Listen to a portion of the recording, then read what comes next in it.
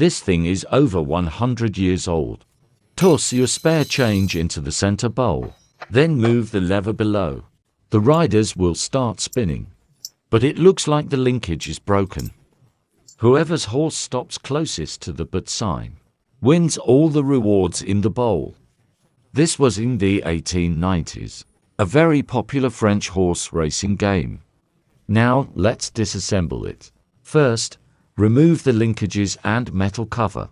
You can see the craftsmanship from 100 years ago was excellent. After removing the rods, take out the brass rings one by one. Grind off the rivets. Remove the pillars.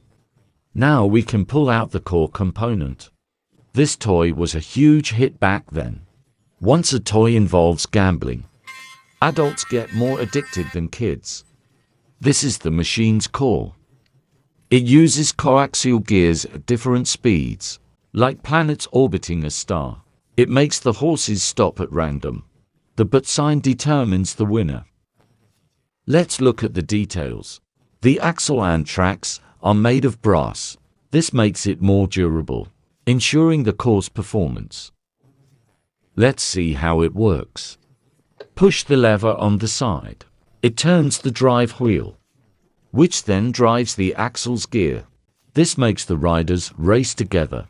The rod needs a return spring. It's actually quite well preserved. You can see patented on the nameplate ...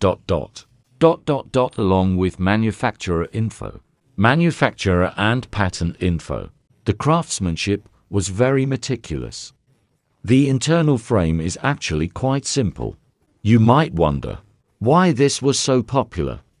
In late 19th century Europe, horse racing was huge, but the working class couldn't enter elite tracks. Not a chance. This machine allowed ordinary people to feel the thrill of racing. Let the players race. Winner takes all. Winner is king. Who has finished disassembly? Time for restoration. The frame is wrapped in black paper. Remove the paper. Heat it with a torch first. Melt the glue inside. Scrape it off bit by bit. As you can see, the frame is well preserved. No insect damage. Some damage on the corners, likely from old bumps. The box is very sturdy. Excellent condition. No need for much work. After removing the paper, sand it smooth. Remove torch marks and burrs. Who gets new decorative paper? Cut to size. Then paste it back on. Trim the excess. Using masking tape, Who paints the upper frame? Apply the 8,000 yuan paint. Actually 18 yuan gold paint. Peel off the tape. Simple repair plus backhand gold. It looks high-end instantly. Looks twice as good. This must be polishing wax. Apply and wipe it down. It cleans the nameplate and adds an anti-oxidation layer for protection. Now for the internal parts. Back to relaxing sandblasting. Using white corundum this time. It's high purity alumina. High hardness, low impurities. A quality, non-staining medium. Polish the push button. Then apply cold bluing solution. Give your friends a sip. Cold bluing solution uses chemicals on metal, especially to oxidize steel, a dense magnetite protective layer, for rust proofing and decoration. But this layer is very thin, so it needs a coat of oil. Reinstall the treated push rod. The spring wasn't repaired. Just hook it back on.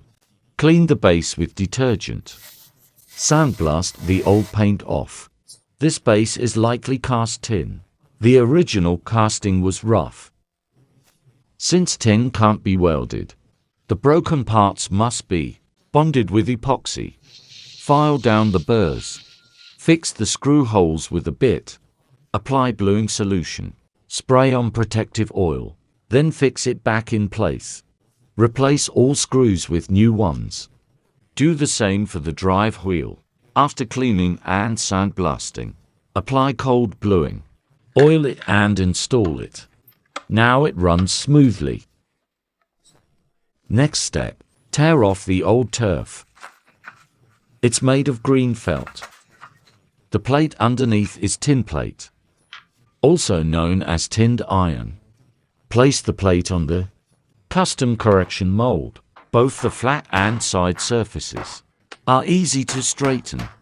It fits the plate's curve perfectly. A smart setup doubles efficiency. Same for the other mold. It fits the panel's shape. Hammer it along the mold to restore its shape. Degrease with acetone to apply the new felt. Cut the felt to fit the plate. Apply double-sided tape. Why not use glue? Tape needs trimming. Glue is easier. Peel off the tape. Press the plate onto the felt. Trim the excess felt. Cut the felt on the inner ring. Fold it back. Glue and press it down. Do the same for the inner turf. Attach the new felt. Now for the turf decorations. Sandblast them to remove rust. Apply anti-rust oil. These posts seem to be cast tin. No rust visible. Lightly polish with a buffing wheel. Then assemble with the chain. Reinstall them on the turf. Fences on the four corners. Flagpole mounts and track supports on the sides. Screw the turf cover to the main box. The main body is now restored.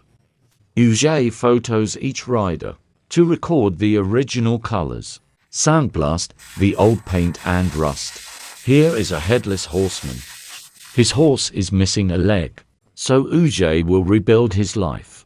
Mix the two-part silicone lightly for a faster set. Cover the intact parts with silicone. The mold sets in minutes. Mix body filler with hardener. Fill the mold. Remove the silicone once cured. Glue the head and leg with epoxy. The new head and leg are a perfect match. Spray black paint on all rods. Hand paint the horses and riders. Uge applies a grey primer first. Then, using the photos, he paints the original colors. Look at those painting skills. With my shaky hands, I could never do it this well. Once the paint is dry, apply the number stickers. The riders are fully restored. Next, the center gear and bearing track. Sandblast the oxidation off as usual. I usually don't cut the sandblasting. It's so satisfying to watch. Polish the brass center shaft. Cold blue the gear plate. Then spray a protective oil layer. Reinstall the flag bearer and all parts in order. After the center disc is in, start on the coin tray. The chrome plating is peeling. It should be brass underneath. A gold trophy fits the theme better, so we'll go with that. Sandblast the old plating off, revealing the original brass. Then sand and polish it. Make the tray shine again. Finally, the track. It's also made of tin plate. Use stripper to remove the paint. Sandblast the oxidation away. The track has almost no rust. Sandblasting is for surface prep, to improve paint adhesion. After sandblasting, spray primer on the track. Once the primer is dry, sand it with a pad. Then spray the orange top coat. Install the track pillars. The track is suspended, fixed to beams by these pillars. Thread the beams through. Install the retaining clips. Fit the new protective sleeves. These weren't here before. Great idea by Brother U. It still needs a French flag. The original was damaged. Brother U takes a welding rod, chips off the flux coating, and polishes it into a flagpole. He also lathed a finial and support rod. As for the flag itself, he made a hanging banner. Install the finished flag. This 100-year-old French horse racing game is restored. Compare the before and after. It's beyond words. Before, It was dull and decayed. Parts were broken, and it didn't work. After Acula's magic touch, it looks premium. Crank the handle. The riders are flying. They're picking up speed. Who will win? Let's find out. Rider 2 wins. That's it for today's restoration. Thanks for watching.